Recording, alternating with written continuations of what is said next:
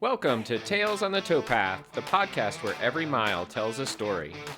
We're two runners who spend a lot of time out here on the C&O Canal towpath, talking about training, racing, and everything that happens between the miles. From early morning runs to the stories that keep us moving. This is where endurance meets inspiration, one step, one tail at a time. So lace up and join us on the path because every trail has a story and this one's ours. Welcome back, everybody. I'm Adam Lowe. And I'm Chris Earl. And I'm reoccurring special host, Katie Lowe. How was that? All right, that's Too legit. much? Too Perfect. much? That's legit. No, that's good. All right, Chris, what do we got on today's episode? Hey, so Adam, I'm sure a lot of our listeners saw the news article this week related to some potential changes that may be coming for the JFK 50. But before we talk about that, I would like to talk about you and Katie did an ultra this weekend. So, Katie, why don't you jump in and tell us about the race you did? Okay, thanks, Chris. Okay, I'm sorry. All right. Well, we talked last week about our races in North Carolina at Wilmington, and so I'm coming off a PR half marathon, and I will tell you what, the days following that half marathon, I was so sore. I was more sore than I've been in a while after a race, and I don't know if it's just because, like I've mentioned, I was doing shorter training. I wasn't putting in the long miles, as many long runs as I have been used to when I'm usually training for a half marathon or what it was, but I was pretty sore. I tried to recover, and usually I've been doing so well at recovering after racing, but I don't know if it was the travel, the soreness. I was catching a cold, I believe, from Ryan Lowe, who was sneezing and snotty all weekend, the weekend of race. I'm sorry, the weekend of the Wilmington race. So I just did not recover well throughout the week. My HRV in my sleep overnight was down every day, just at a low, which if you follow that at all in yourself, mine it wasn't only unbalanced, it was low the entire week. So all those things are just pointing to poor recovery and poor sleep and those things. So I didn't know what to expect. This might be the first race that I've gone into in a long time that I just didn't even have a goal for. I knew it was a 5.5-mile loop, all trail, 8-hour challenge, do as many loops as you can do. And I've done these things before and I love them. I just didn't really have a goal, just kind of going and having fun. So when we get there, it had the weather was actually quite nice. It was cool. It was very chilly morning, but leading up to race day, it had rained a lot last week. So we get out on the course. I was feeling decent, but we get out there and there's some muddy spots. And I will tell you, as the day went on, if anybody out there has run on muddy trail, you think it might dry up through the day as the temperature increases, but it actually only gets worse. So as many footsteps that come through and it gets trampled on and it just becomes a whole entire muddy mess. I'd come back around to the home base and talk to the people that were there cheering us on, and I'm like, "That's like ice skating out there." Honestly, at one point in time, I was talking to Adam and I said, "I need skis like that guy in the Olympics, and if only I could run that fast." But Adam told me I had to actually be Olympic caliber to have that work out in my favor, the skis. So, anyway, Adam, do you wanna jump in here anytime, or do you want me to just keep going? Sure. No, I'll say at that point, you definitely said that you were training for the Olympics, like we talked about before. And I've always said anyone can say they're training for the Olympics, right? That doesn't cost anything. You don't even have to be good at whatever sport you're training for. You can just train, right? And nobody can tell you that you're not. So I really thought you were going to pull skis out of your vest and like go get it. But I think that was my 5th loop, and that was your 4th loop, right, where I joined you, Yeah. and, I had caught up with you about mile 2, and then kinda made the decision that I was just gonna finish that loop with you and then go back out for another one. Yeah, so I went into the day and again, had no goals and didn't really know what to expect, but I knew I had 8 hours, so I wanted to get a long run in, and I thought that's at least 3 loops, right? So, I set my mind that I was gonna do 3 for sure, but I knew I'd do 4 as long as everything was feeling okay and I didn't feel at all injured or like I was tweaking anything. So I definitely just went straight back out for 4. I saw Adam finishing his what I don't remember what you said, 5th loop, finishing his 5th loop when I was going out for my 4th. So he said, "I'm gonna try to catch you." So I just kinda kept running. I knew it was gonna be a slow loop, and he caught up with me. He said mile 2. I think it was more like 1.5 when he caught up to me.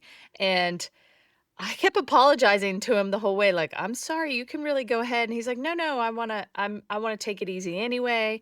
So we finished that entire loop from mile 1.5 or 2 through the rest of the 5.5 together, and that was quite nice because it was nice to have somebody out there, but I do think that I complain more and I'm more vocal when Adam's with me, because if he hadn't been there, I just woulda, like, put my nose down and toughed it out, but I knew somebody was there that would listen to me whine just a little bit, so I think I used that and took full advantage of having that safe space to to complain to people. But after 4, I just knew about halfway through that loop, like 2.5, 2 miles left, that my legs were feeling the all the different muscles that are used on trail running, but then with the mud having to all like, having that sideways slippage, like I said, with ice skating, it was just crazy out there, so my legs were feeling it. I was very happy when I finished 4 to feel done for the day, and under normal circumstances, I would have tried to get another loop or 2 just because I had 3 hours left. We came in from my 4th loop and Adam's 6th, just almost exactly 5 hours. So, that was it was fun. It was a lot of fun. There was a lot of people there. We saw some steeplechaser members that we know and are friends with. I got to share some time with a variety of people.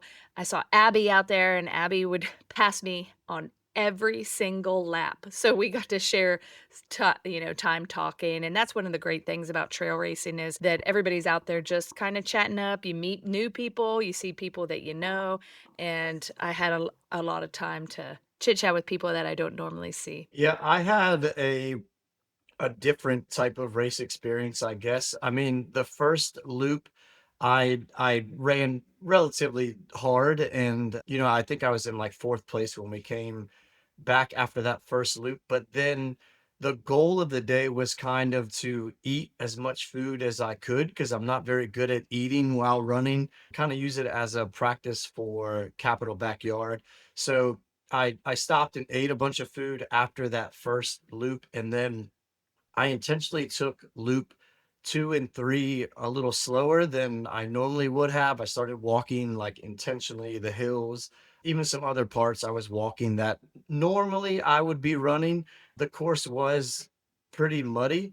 I will say after the first loop, I pretty much collected as much mud as I thought I could on my legs, and I think people were fairly impressed by the amount of mud that I had on my legs and my butt and my back, and but that was just running through it all.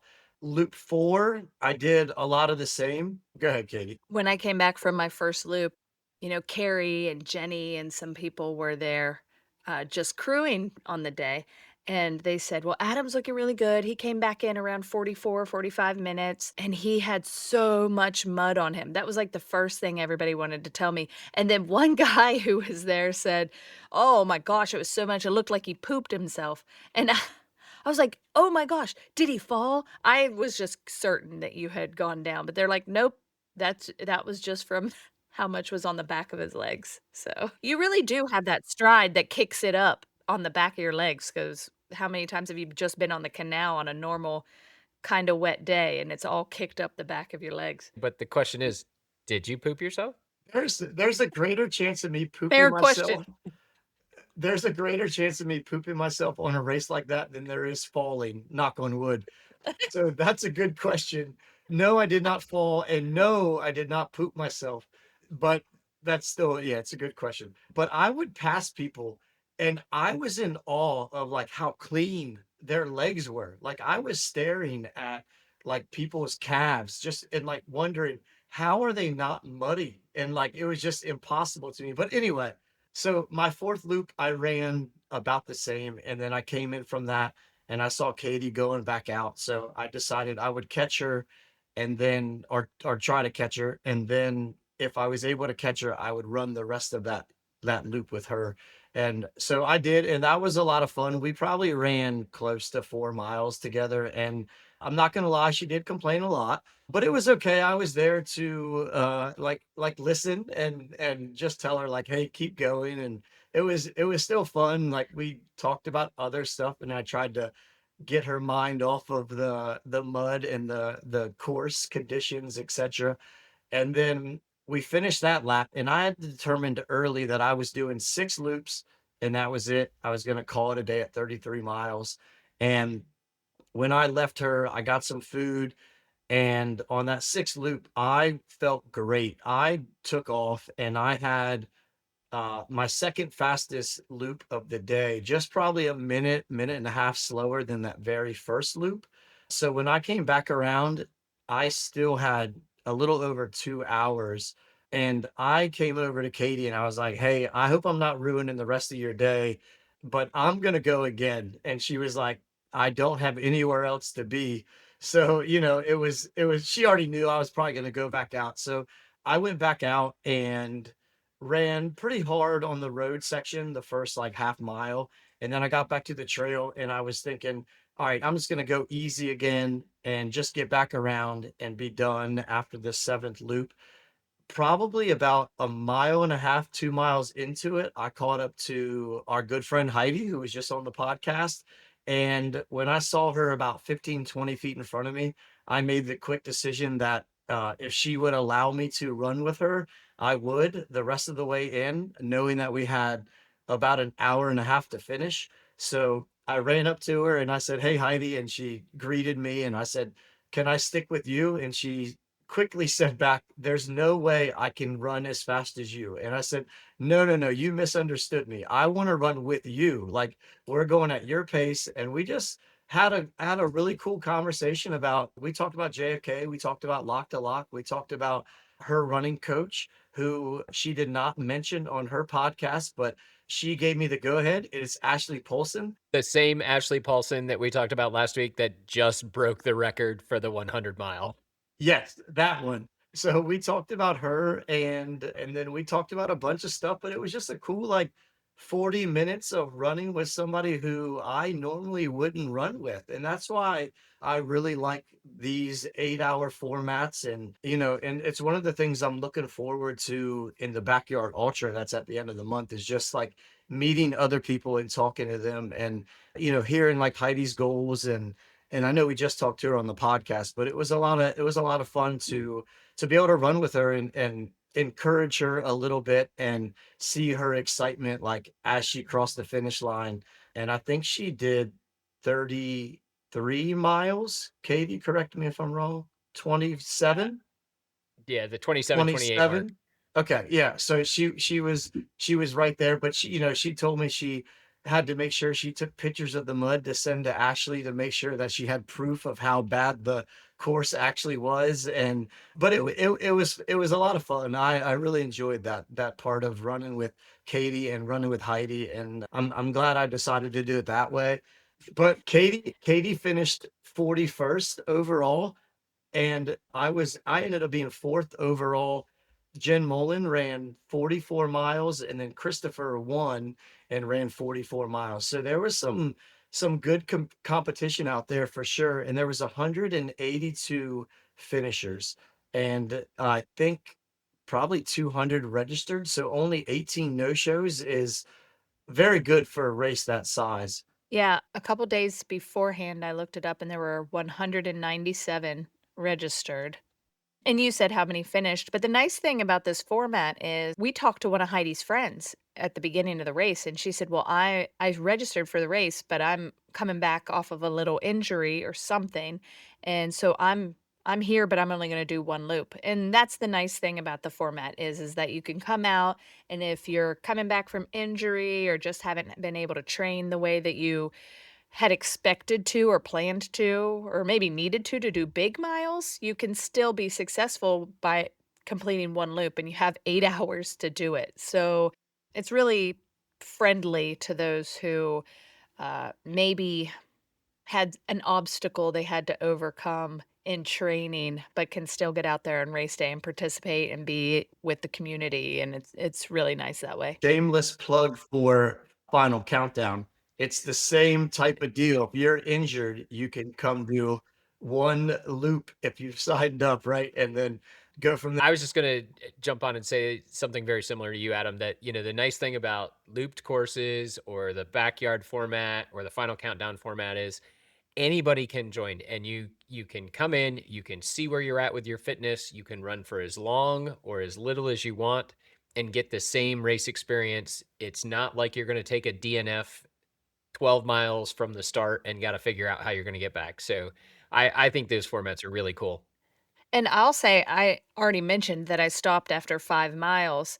No, I stopped after 5 hours is what I meant to say. So there were still 3 hours, and that sounds like a long time, but it's really not. I sat around, I got changed, and then I sat around and I got to talk to Carrie a lot. I learned even more about her than I did whenever we had her on the podcast. Jenny was there. She walked 14 miles while Matt was out doing his loops throughout the day, which is I said, "Jenny, that's almost as much as I completed with my 22.5 miles." I mean, it seems that way, but it really is kinda cool to just be there, and even if you're not the one running, there's people coming in at all different rates and going back out, and then there's just some people just hanging out around they had a campfire there and a really great aid station for the runners, so, Adam, how did your fueling work? You said you were trying to practice that. Oh, yeah, so I thought I did pretty good. I actually took a handheld with me on each loop, except for the sixth one because I was convinced that was my last one, so I didn't think I would need one. But anyway, I finished whatever it was, 18 ounces of tailwind during each loop. I took one gel during each loop, but after each loop, I ate bacon. I ate scrambled egg and cheese quesadillas, some potatoes. I had chocolate covered bacon. I had French toast, I think, pierogies. I Pierogies? Yep. sound like I went to Golden Corral or something. I ate like as I ate some like pasta that I had made and brought. Oh, and that reminds me, Katie and I brought an entire tub of food and we never touched it or opened it one time. We like You completely didn't even forgot about open it. it. Yep. That's how prepared I was. Or that's how good the hot food looked, I guess. I don't know. But Chris, so that's what gonna be your job at Capitol.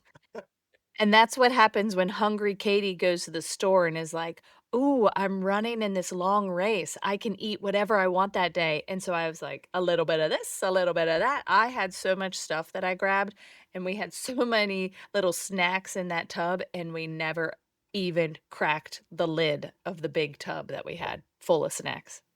I I don't even know. Yeah. I don't have an excuse for that.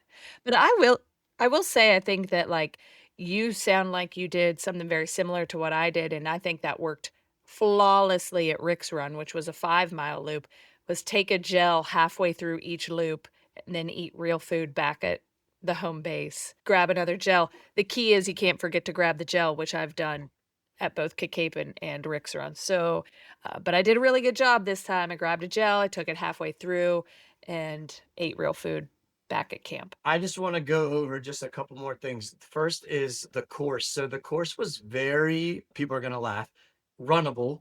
It really was. I've never been to Little Bennett Park or wherever we were before. The only real hill was within the last half mile, I think. Like the rest of it, you really could run fast on the entire thing if that's what you were trying to do. The mud did make it more challenging, but like the course itself was beautiful, very, very runnable. Like I said, the last hill, I actually enjoyed the last hill because it built in a walking break for me as I was trying to do the last one standing practice. So it kind of like made me walk and but it was just it was I thought the course was beautiful. I thought it was a 5.5 mile laid out, just very, very nice, very runnable, pretty scenic. There was a little bit of road, a little bit of gravel, and then trails. So I really did enjoy that course. The last couple things I want to do are give some shout outs. Matt Hardy did 27 miles. So he did a trail marathon. And I've been talking to him because I'm coaching him and he's complaining about little aches and pains. And I'm like, Matt, you remember, please, you just did a trail marathon. Like, it's no joke, right? Like, trail marathons are way different than road marathons, and marathons are hard, let alone on a trail. So give his body some time to rest. I didn't know that Jenny did 14 miles of walking. I honestly, I hope she listens to this.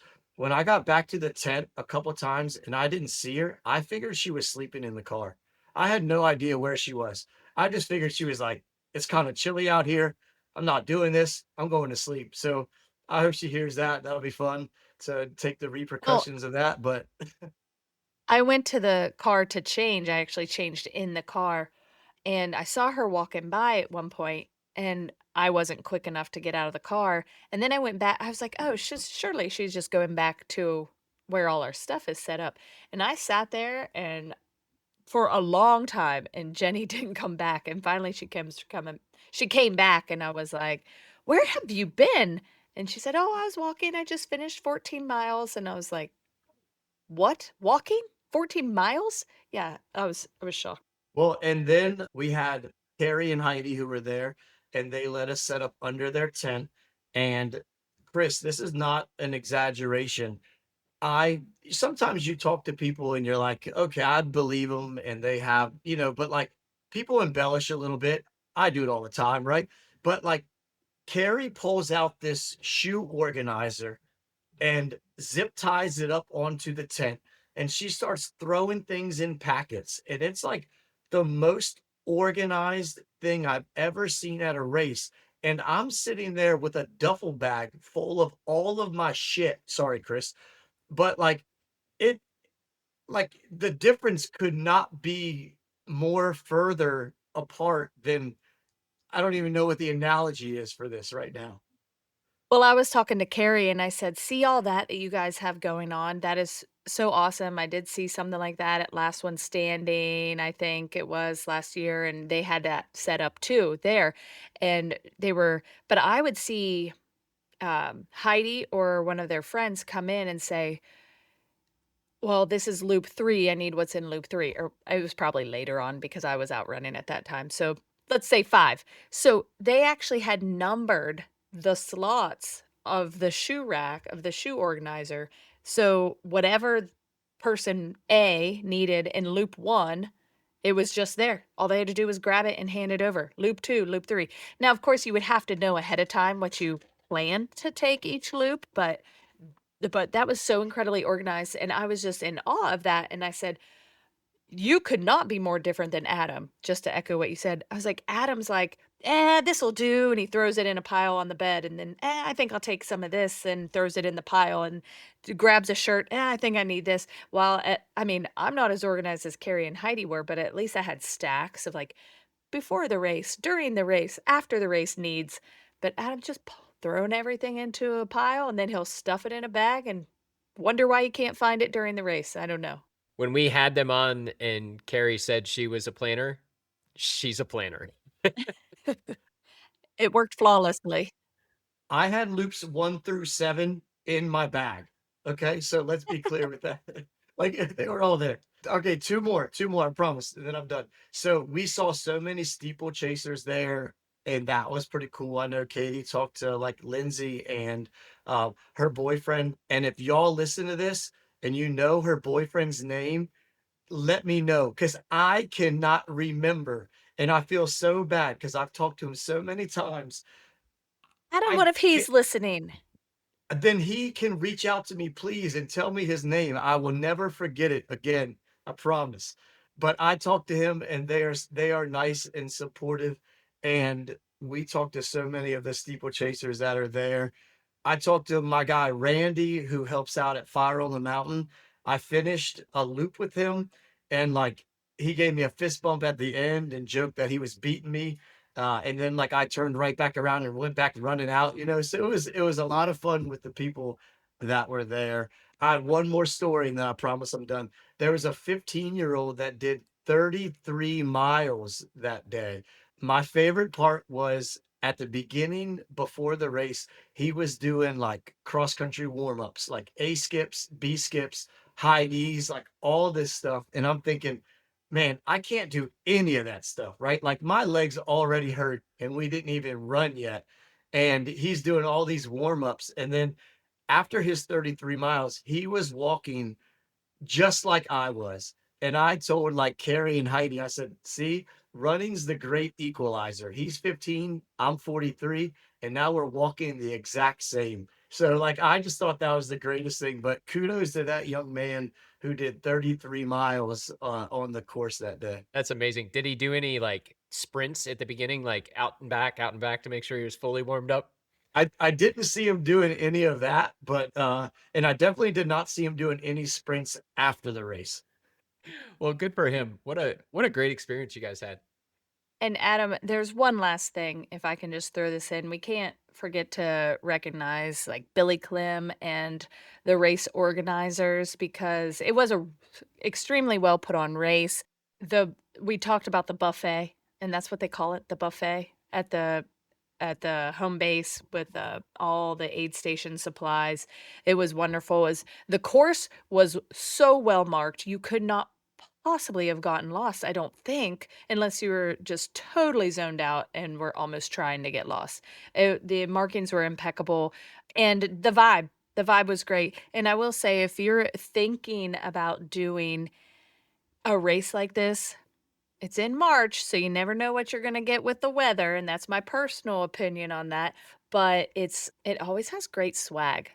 So they opt away from finishers medals or t-shirts, but it seems to always have a really good premium. So this year we got a really nice silo bag. I know they've given away hats in the past. I really can't remember off the top of my head, but it's enticing at the least. And then I have one very last thing to say. Lindsay Weaver's boyfriend's name is Shane. Shane, I knew that. I knew it was Shane. Shane, I You were so apologize. close. Next time, I will call you by name directly. Shane, I promise.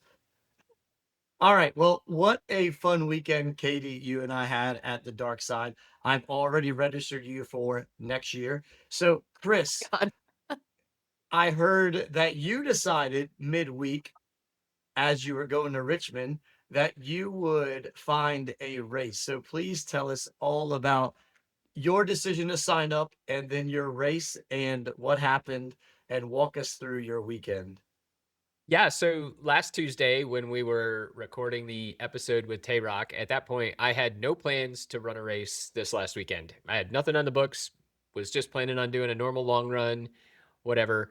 But we were going to Richmond to visit my daughter. Her birthday's coming up, and so we were going down to celebrate with her. And Wednesday night, I started getting nervous that being down in Richmond and having to do a long run in the city, I wouldn't do it.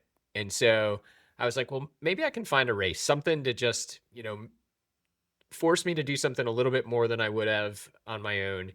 And lo and behold, I stumble across the River City Half Marathon, which is a race I did last year, but I had completely forgotten that it was in early March. So I took a look at it and convinced myself that I should sign up. Of course, 4 days before the race or 3 days before the race. You're not getting any early bird pricing then. But I signed up, and Friday night after work, we drove the 3+ hours down to Richmond, and of course that meant wasn't going to make it to packet pickup, not even close. So I was a little bit anxious about getting to packet pickup before the race and whatever, but man, I did not need to worry about anything. I got there at 6:45 for an 8 o'clock start. I walked up to packet pickup and I was in and out with my bib in under a minute. Like, I've never seen anything so efficient. It was awesome. So I actually went back to my car and sat in my car and almost took like a 10-minute nap, just waiting until it was time to do a little bit of warm up. But the race itself, it's a different kind of course. Like, you wouldn't think this would be great, but I really enjoyed it. You start up on a hill on campus, and the first mile is 90 feet of descent down to the first mile marker. So you already have the, beginning of a race jitters, right? Where everybody tends to go out fast. And then it's a 90 feet of descent in that first mile. People are flying down that hill. And I tried to hold back a little bit, but I still ended up running my first mile at a pace that was 20 to 25 seconds faster than what I even thought was possible to average. But after that first mile, then it levels out. You cross the bridge and go across the James River, and then you run along the James River for 3 miles, and that kinda gives everybody an opportunity to kinda sort themselves out, and at just about the 4-mile mark, I'm running along, and there had been this woman who she was fit, and she went out fast, and I was like, "Wow, she's probably gonna be, competitive for winning this."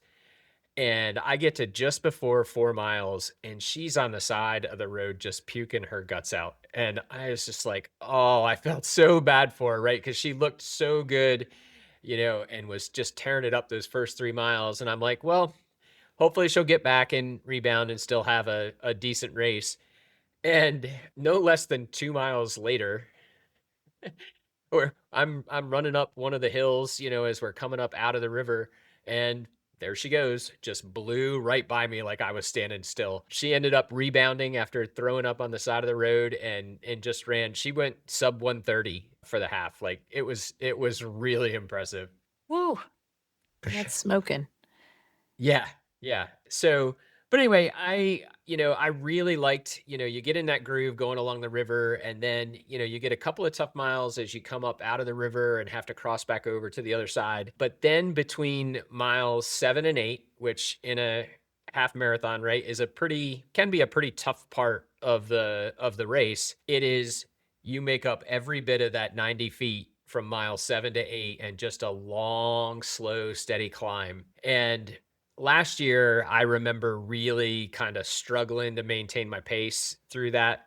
But this year, I felt pretty good. And, I was slower than my average for the race, but I didn't drop anywhere near as much. I was almost 20 seconds a mile faster than last year on that same stretch. So that felt pretty good when I got to the top and, got my mile split. I was expecting it to say, something much higher. And then when it was lower, I kind of got that little jolt of adrenaline, feeling good about myself. From there, it's just a bunch of rolling hills from mile 8 to about 10 and a half. And I just kind of maintained my pace and was running, back and forth pretty much with the same people. But then when you get to 10 and a half, it flattens out and then it drops just like it does at the start. And so the hardest part of that part of the race was realizing that even though I'm still 2 miles from the finish line, you can start your kick because gravity is gonna carry you. And I just, mentally, that was a struggle for me to convince myself, but I just kept, picking it up a little bit, and, of course, other people knew that as well, and so, all of a sudden, people start flying by me, and I'm like, "Oh, I gotta go," right? Like, these people know what they're doing too. So I just tried to hang on to some of the guys who were passing me, and, we flew down the last hill. I think from mile 12 to 13, it was just like the first mile. It was, 20 seconds faster than my average for the day. And then the last, three tenths of a mile, once you get to the bottom of the hill, was just a golf cart path. And it was basically flat to the finish. And so then it was almost like a high school cross country race where everybody was just kicking and trying to hang on. And I felt really strong. I think the volume I put in January and February was just what I needed. The legs carried me through. And as I'm approaching, the arch at the finish, I look up and it says 1:30:55, and I'm like, "Oh, I gotta break 1:31." And so, those last 3 or 4 steps were a little tense as I just put my head down and gave it all I could, and I did. I ended up running 1:30:58, which was almost a minute and a half faster than last year. So I was really happy with that, and, it was just a fun day. Like, after the race, I just kept saying to myself, like, it was really nice that I went into this race with really no expectations. I only had like 2 or 3 days to even think about it. And, it just ended up being fun. And I need to find a way, maybe I was influenced by Tay Rock last week, of just being grateful for the opportunity to be out there. I may have used that line on myself, making that climb from 7 to 8. I'm I am able to do this. I get to run this hill, not I have to run this hill. So that was good, and it was a good day. The only sort of downside I had to the day, and this is so dumb, but rookie mistake on my part, the start and finish were about a half a mile apart on the campus. And when I got to the finish, the after party's right there, and I go to get my beer, and they're like, "Oh, we've got to do ID check." My ID was back in the car at the start. So 53-year-old me has to go walk all the way back to the car and then all the way back, but I will walk for beer, and I did. So Yeah, we have to have priorities. Yeah, I saw that walk on your Strava that you said, "We'll walk a mile for beer." That's why you gotta grow your beard out a little bit so the gray hair shows, and then I had the scruff that day, I did. I mean, the gray was there, but they're like, "Sorry, it's 100% ID check," and I was just like, "Oh." hey, let's go back to that 90-second improvement, and I know, like, you haven't really been doing a lot of speed work, right? So, do you attribute that improvement to, like, all the miles in January, or just, like, running with Adam, or, like, no speed work? You're following the Adam Low plan here, and you're Or improving. I like where this is going. or even a mental shift as, like, it was just for fun and no pressure. Do you think that had something to do with it? Katie, do you want demoted? You're you're supposed to side with me here on these questions to Chris about his No, improvement. it could be everything involved. He already talked about, like, how he was just having fun out there and okay, I'm sorry. I'll pipe No, down. I really do think it was a little bit of everything. One of the things that I thought about on the drive home on Sunday was, I'm so close now to getting back to running sub 130 that, maybe if I do a little bit of speed work, I mean, absolutely January and February, I needed the high mileage because as I've said before, I'm training for 100K in April. So I've got to have that solid base and I'm not going to need to run fast that day. But it was fun to go out and run fast, and if I can work in a little bit of speed training and a little bit more strength training, I'll say that I'm on the low plan. Other people can decide whether that's Katie or Adams. I think it's a mixture of both at this point, I think. No, I'm glad you decided to race. That was probably a really great experience for you, kind of on the whim and just decide to go race. So, what a great weekend all three of us had racing wise. I know, Chris, before we end this episode, you wanted to talk about the JFK article. So, let's jump right into that. Go ahead, Chris. Start us off with that. Yeah, so Adam, you and Katie, right, have some, pretty tight connections to the race management team there, and we all saw the article this week that there's a possibility, right, that the course is going to move from Washington County from the historic course to maybe a new option in Frederick County. Is there anything that you all can kind of share and give our readers maybe or our readers, those are the people who read the article, our listeners, give our listeners that maybe have some, initial like questions, like maybe we can help them out and, calm some of those jitters that if the course moves, what they could expect. Well, I would say that first of all, the goal is to keep it in Washington County. The goal is to keep it where it is. We all feel strongly that it's been so successful in recent years that we'd really love to see it stay where it is. So it's not the goal to take it away from Washington County just on a whim.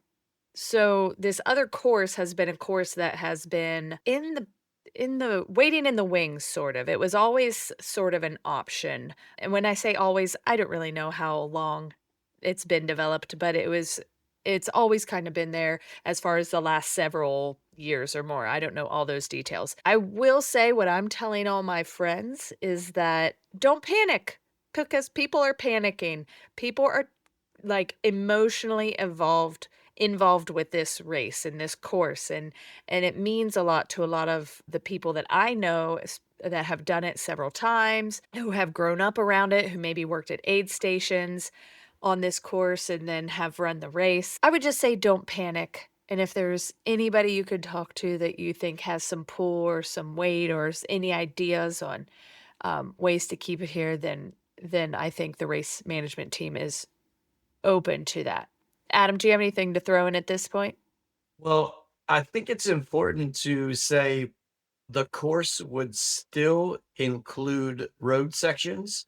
It would still include the same section of the AT, and it would still include a 26.2, or sorry, 26.3 mile section on the canal. So while the start and finish line might change, there's still going to be some road, the exact same AT part, and then a marathon plus point one on the towpath. And just to echo what Katie said, yeah, the goal is to keep the race the same. History is history, and that means a lot to a lot of people. But unfortunately, this is the situation that we're in, and that's it's unfortunate, right? But that's just where it is. And let's be honest, it takes a lot to put on a race of this size, especially something point to point, and that involves roads and multiple permits, lots of different aid stations, many people, many spectators. It's a lot to plan and to organize, and it's expensive too. And one of the key things about the proposed new course is that it is felt to be slightly safer because there would be more road section at the beginning of the race and a bigger shoulder to run on. So the amount of time that that road closure at the beginning, I believe, would lessen the total amount of road closure just because it's at the beginning and so many people would be starting together. You don't have that big spread out of people quite yet. And then I believe at the end, it's only about 5.5 miles proposed of road that would have to be manned at the end of the race. Again, with what is felt to be, and I'm not an expert at the new course proposal, but what is felt to be a safer option if we have to think about putting police on the roads and staffing whatever needs to be done for the safety of the runners, because really that is paramount at the end of the day. That is the biggest concern for everybody. And the one other thing, and I try to look at the bright side of everything. Believe me, whenever I first heard that the course could change, I was dead set against it. I was like, no, no, no, this can't. I was panicking like all my friends are right now. But I just have to personally, for my own well-being and my own mental health, I have to turn things into, okay, well, let's look at what is good about this. So if something does change, there are good points. It does give a little new twist to it. So I know we're tied to the old, but the new doesn't have to be worse. And when we get off the AT in Weaverton, go down to Keep Trust, we turn left. When we have turned right every other year, we're actually going uphill just slightly the entire 26.2. When we turn left, it's going to be slightly, ever so slightly downgrade. And then there's gonna be an out and back section. So it's like 18 miles of those of us middle or end pack are gonna be passing, like, people coming our direction. And so I just think of races where I've been in out and back and how many people I've gotten to see, like, during the race. I just think that's kind of an exciting thing. And somebody more towards the front of the race would potentially see the leaders come back, and that would be exciting too. So there are some really cool aspects of the new course. And thinking about getting off the towpath and only having 5.5 miles to get to the finish line, there's something a little mentally uplifting about that. I don't know. So this is just me trying to, I don't know, think glass half full type of issue if the worst case scenario does happen and there is a change in the course. And, Adam, one of the things I thought about is, because people have already registered for their race, there may be some folks who have already made hotel reservations in Washington County and things like that. But I did a quick, just check on Google Maps that the the travel time from Hagerstown to Boonesboro versus Hagerstown to Middletown, I was surprised. It's really only between 5 and 10 minutes longer depending on which way you go. So it's not like anybody who is staying in Hagerstown already is really at a disadvantage. We're talking about a 5 or 10-minute difference. So I was surprised by that, and maybe that'll help, alleviate some people's anxiety if they've already booked their hotels and are thinking about it from that perspective too. I will say this one more thing that I have to add to the conversation is at the end of the day, like kind of what we talked about last week, we're really privileged to have these bodies that we can train to run. Look, I'm going to get try Aw. not to get emotional here, to run 50 miles, right? Like it's something that we can do that's amazing. So whether or not the course goes to Frederick or stays in Washington County, like, I'll be at the start line. It doesn't matter, right? But, like, when I go to Springfield Middle on Fridays, like, I always think that's where the JFK finishes, right? And, like, that will always mean something to me. If the course changes, it doesn't take that away, right? It just becomes a little different. So, to me, the JFK 50 will always be special no matter where it is. And as long as I'm alive, I'll be at the start line. So, yeah, go ahead. I'm sorry, Adam. But I was just gonna say, I completely agree. I mean, I was talking to somebody who was a little panicked. I keep using that word, but unhappy about the article that came out yesterday. And I said, hey, I get it.